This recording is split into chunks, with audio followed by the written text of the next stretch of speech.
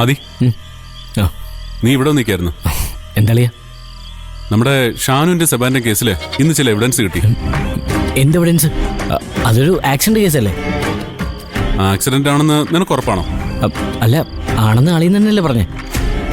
ആർക്കും ഒറ്റ നോട്ടത്തിൽ അങ്ങനെ തോന്നുമെന്ന് ഞാൻ പറഞ്ഞത്. ഇപ്പൊ എന്താ? അന്ന് ആ സ്പോട്ടിൽ നിന്ന് കിട്ടിയ ലാപ്ടോപ്പിന്റെ ഫോറൻസിക് റിപ്പോർട്ട് വന്നു.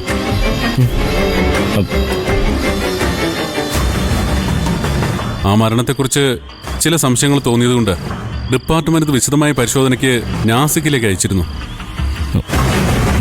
ഞങ്ങൾ ആ റിപ്പോർട്ടിന് വേണ്ടി കാത്തിരിക്കായിരുന്നു ഇതുവരെ. എന്നിട്ട് എന്താ അളിയാ? ഞെട്ടിക്കുന്ന വിവരങ്ങളാണ് കിട്ടിയത്. ഫസ്റ്റ് ഓഫ് ഓൾ, അതൊരു ആക്സിഡന്റ് അല്ല. It's a brutal murder. കരുതിക്കുട്ടി നടത്തിയ ഒരു കൊലപാതകം. ഹൈവേയിൽ കാത്തിരുന്ന് അവർ വരുന്ന സമയം നോക്കി അവരുടെ വണ്ടിയിലേക്ക് മറ്റൊരു വാഹനം ഇടിച്ചു കയറ്റുകയായിരുന്നു. ഓ ഗോഡ്! ആരാണെന്ന് എന്തെങ്കിലും? അന്വേഷണം പുരോഗമിക്കുന്നുണ്ട്. കേസിന്റെ ചാർജ് എനിക്കാ.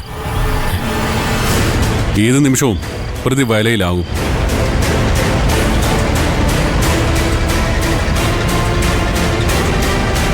ഈ കേസിന്റെ മുന്നോട്ടുള്ള അന്വേഷണത്തിന് എനിക്ക് നിന്റെ ചില സഹായങ്ങൾ വേണ്ടിവരും. എന്റെയോ? അതെ. അല്ല, എനിക്കെങ്ങനെ?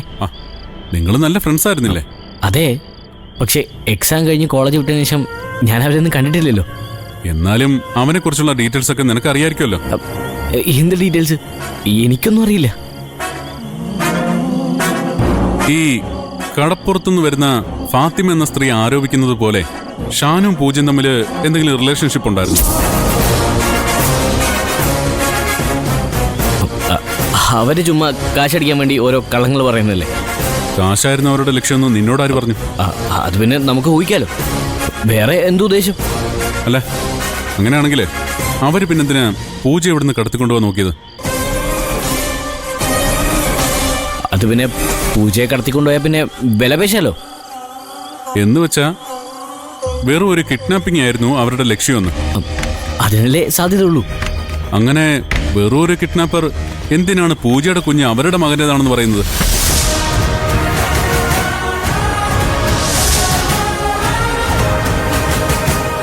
അത് പിന്നെ കള്ളം പറയുമ്പോ ആർക്കും എന്തും പറയാലോ. ശരി, അവര് കള്ളം പറഞ്ഞു. ഒരു തവണ അങ്ങനൊരു ശ്രമം അവർ നടത്തിയെന്ന് നമുക്ക് വിചാരിക്കാം. പക്ഷേ തുടരെ അവരെന്തിനാ ഇത്ര ധൈര്യത്തോടെ ഇവിടെ കയറി വന്നത്? അതും എന്നെ പോലൊരു പോലീസ് ഓഫീസറുള്ള വീട്ടില്. കള്ളന്മാർക്ക് അങ്ങനെയൊന്നുമില്ലല്ലോ. അവർക്ക് എത്ര അറ്റംപ്റ്റ് വേണമെങ്കിൽ നടത്താലോ. അപ്പോ പൂജയും ഷാനും തമ്മിൽ യാതൊരു ബന്ധവുമില്ലായിരുന്നു എന്ന് നിനക്ക് ഉറപ്പാണ്? ഉറപ്പാണ്. അപ്പോ പൂജ സ്നേഹിച്ചത് നിന്നെ മാത്രമാണ് അല്ലേ? ഈ കോളേജല്ലേ, അപ്പോ അവളെ പലരും ഇഷ്ടപ്പെട്ടിട്ടുണ്ടാവുമല്ലോ. അതിനിപ്പോ നമുക്കൊന്നും ചെയ്യാൻ പറ്റില്ലല്ലോ. എന്ന് വെച്ചാ ഷാനുവിന് അവളെ ഇഷ്ടമായിരുന്നു എന്ന്? അതെനിക്കറിയില്ല.